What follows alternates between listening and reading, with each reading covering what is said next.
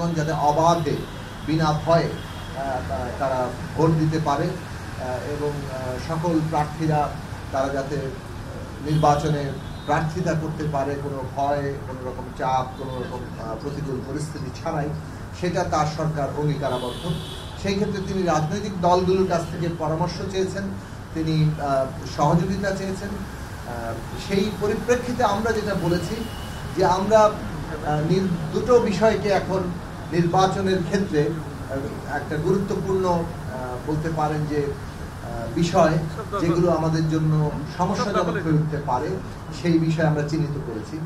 একটা হচ্ছে যে এই সরকারের যে অন্তর্বর্তী সরকার যেভাবে রাষ্ট্র পরিচালনা করছে, রাষ্ট্রীয় প্রতিষ্ঠানগুলো পুনর্গঠনের যে কর্তব্য তাদের সামনে ছিল, সেই পুনর্গঠন যথার্থ হয়নি।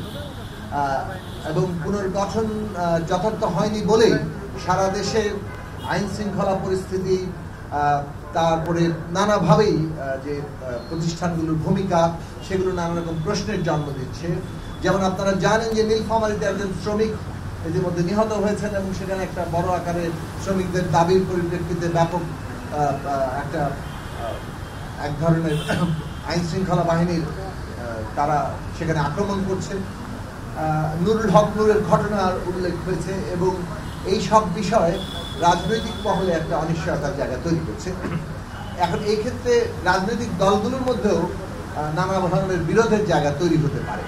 ফলে আমরা মনে করছি যে পরিবেশের প্রশ্নটি নির্বাচন আয়োজনের ক্ষেত্রে সবচেয়ে গুরুত্বপূর্ণ প্রশ্ন হয়ে উঠবে এবং এটাই একটা বড় বাধা হয়ে উঠতে পারে।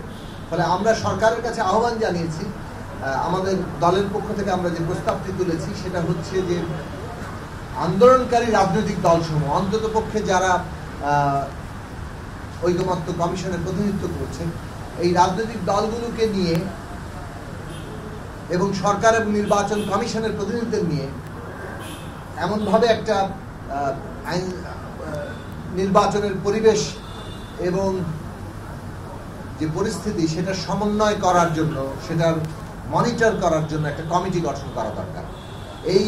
এই সমন্বয় কমিটি পুরো পরিস্থিতি মনিটর করবে। দেশের কোথাও যদি কোনো সংঘর্ষ হয়, কোথাও যদি কোনো সমস্যার সৃষ্টি হয়, পরিবেশ বিঘ্নিত হয়, তারা সেই রিপোর্ট করবে এবং সরকার, রাজনৈতিক দল, নির্বাচন কমিশন ঐক্যবদ্ধভাবে এটাকে একটা মোকাবেলা করবে।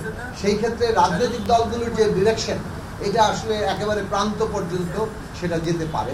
ফলে পরিবেশের এই প্রশ্নটি ঠিক করার জন্য এটা এমন নয় যে নির্বাচনকালীন সময়ে জানুয়ারি মাসে, ফেব্রুয়ারি মাসে গিয়ে এটা আসলে করতে হবে। এই সেপ্টেম্বর মাসেই আমরা এটা দাবি করেছি যে এটা গঠনের উদ্যোগ নেওয়া দরকার এবং এখন থেকে এটা কাজ শুরু করা দরকার, যাতে করে নির্বাচনের প্রস্তুতিকালীন সময়েই সবচেয়ে কম সমস্যা সৃষ্টি হয় এবং সেগুলো আমরা সমাধান করতে পারি। ফলে এটা একটা বড় প্রশ্ন। দ্বিতীয় প্রশ্ন যেটা হচ্ছে যে বিচার এবং সংস্কারের কথা আমরা বলে এসেছি, বিচার অব্যাহত রাখা এবং বিচারকে আরো দৃশ্যমান করা, এটা একটা যেমন জরুরি, তেমনি সংস্কার তো ঐকমত্য আমরা হয়েছি, কিন্তু বাস্তবায়ন কিভাবে হবে এটা নিয়েও কিন্তু রাজনৈতিক দলগুলোর মধ্যে একটা বিরোধের জায়গা আছে, সেটাও আমাদের নিরসন করার জায়গা দরকার। আমাদের প্রস্তাব হচ্ছে যে সমস্ত সংস্কার প্রস্তাব আমরা সবাই ঐকমত্য হয়েছি কিন্তু সেগুলি সংবিধানের সাথে সংশ্লিষ্ট নয়, এই সব সংস্কারগুলো এই অন্তর্বর্তী সরকারি অর্ডিন্যান্সের মাধ্যমে কার্যকর করতে পারে। পরবর্তী নির্বাচিত প্রতিনিধিরা এইটাকে র্যাটিফাই করবে। দ্বিতীয় প্রশ্নে আমরা বলেছি যে সংবিধান সংশ্লিষ্ট প্রশ্নগুলোর মধ্যে যেসব বিষয়ে পূর্ণ ঐকমত্য তৈরি হয়েছে সেইগুলো আগামী নির্বাচিত জনপ্রতিনিধিরা বাস্তবায়ন করতে বাধ্য থাকবেন। এইরকম কোনো একটা আইনি বাধ্যবাধকতা তৈরি করা যেতে পারে। আমরা এটার জন্য ইতিমধ্যে ঐকমত্য কমিশনেও বলেছি যে সরকার এই ক্ষেত্রে প্রয়োজনে আদালতের পরামর্শ নিতে পারে, নিয়ে এই বিষয়ে একটা আইনি বাধ্যবাধকতার কোনো একটা কাঠামো তৈরি করতে পারে। অন্যদিকে সংবিধান সংশ্লিষ্ট যেসব প্রশ্নে ঐকমত্য হয়নি, নোট অফ ডিসেন্ট আছে, আপত্তি আছে, মতপার্থক্য আছে, এইটা ফয়সালা করবে জনগণ। জনগণের ভোটের মধ্য দিয়ে, নির্বাচনের মধ্য দিয়ে এটার ফয়সালা হবে। অনেকের অনেক রকম দাবি আছে এবং আমরা দেখছি এই সমস্ত রাজনৈতিক দলের দাবিগুলো নিয়ে একটা বিরোধের জায়গা সৃষ্টি হয়েছে। কিন্তু এটা ফয়সালা করবে কি? কেউ কারোর উপর চাপিয়ে দিতে পারে? শান্তিপূর্ণ গণতান্ত্রিক উত্তরণে কারো দাবি কেউ কারোর উপর চাপিয়ে দিতে পারে না। জুলাই গণঅভ্যুত্থান একটা সমষ্টিগত উদ্যোগের ফসল, জনগণের সংগ্রামী অংশগ্রহণ আত্মত্যাগের উপর দাঁড়িয়ে জুলাই গণ অভ্যুত্থান হয়েছে।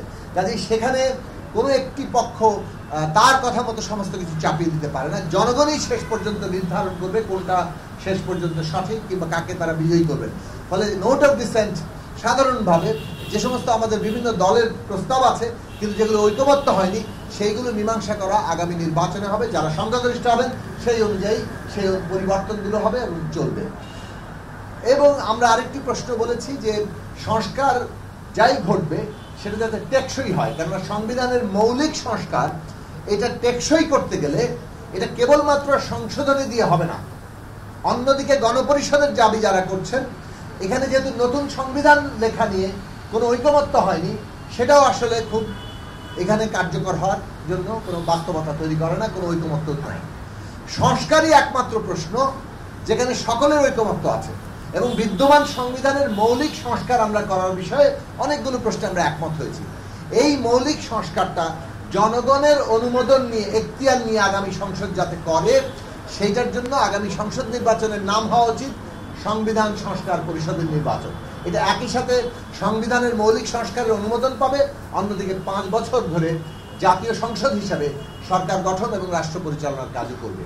এই দুটো বিষয় একসাথে ক্ষমতাপ্রাপ্ত জনগণের কাছ থেকে হয়ে তারা এটা করতে পারে। এই সব প্রশ্নগুলো আমাদের প্রস্তাব যৌক্তিকভাবে আমরা তোলার চেষ্টা করেছি। আমরা চাই এটা ন্যূনতম জাতীয় ঐক্যের মধ্য দিয়ে একটা গণতান্ত্রিক উত্তরণ যাতে আমরা করতে পারি। বিচার সংস্কার নির্বাচন এই গণতান্ত্রিক উত্তরণের জন্য অপরিহার্য। বিচার সংস্কার নির্বাচন এবং নির্ধারিত পথরেখায়, অর্থাৎ সরকার যা যা পথরেখা তৈরি করেছেন সেই পথরেখায় বিচার সংস্কার নির্বাচন মধ্য ফেব্রুয়ারির মধ্যে আগামী 26-এ, এইটা বাংলাদেশের এখন প্রধান জাতীয় স্বার্থ। একে ক্ষতিগ্রস্ত করে এমন যে কোনো তৎপরতা আমাদের জাতীয় স্বার্থের বিরুদ্ধে যাবে। ফলে নির্বাচনকে কোনোভাবে ক্ষতিগ্রস্ত করে এমন কোনো তৎপরতা কোনো পক্ষ করবেন না। রাজনৈতিক দলগুলো এই বিষয়ে সচেতন থাকবেন, সজাগ থাকবেন, কেননা তাদের মধ্যকার বিরোধ এই অবস্থাকে একটা অত্যন্ত খারাপের দিকে নিতে পারে, বড় খাদের দিকে নিতে পারে। আমরা এইসব প্রশ্নগুলো বলেছি। আমরা বলেছি আরো প্রয়োজনীয় পরামর্শ এবং আমাদের প্রস্তাব সুনির্দিষ্ট করে আমরা দেব। মাননীয় প্রধান উপদেষ্টা বলেছেন আজকের বৈঠক কেবল শুরু মাত্র, তারা আরো বসবেন এবং আমরা তখন এই আলোচনাগুলো করতে পারবো। আমরা বলেছি রাজনৈতিক দলগুলোর মধ্যে আলাদা আলাদা ভাবে না বসে একসাথে বসার জন্য কোন রকম শ্রেণী বিভাগ করা, কে বড় ছোট কিংবা কাউকে দাওয়াত করা কাউকে দাওয়াত না করা, এইসব প্রশ্নগুলো অন্তর্বর্তী সরকারের পক্ষপাতমূলক আচরণ হিসেবেই গৃহীত হবে। কাজেই কোন রকম পক্ষপাতমূলক আচরণ যাতে অন্তর্বর্তী সরকার না করে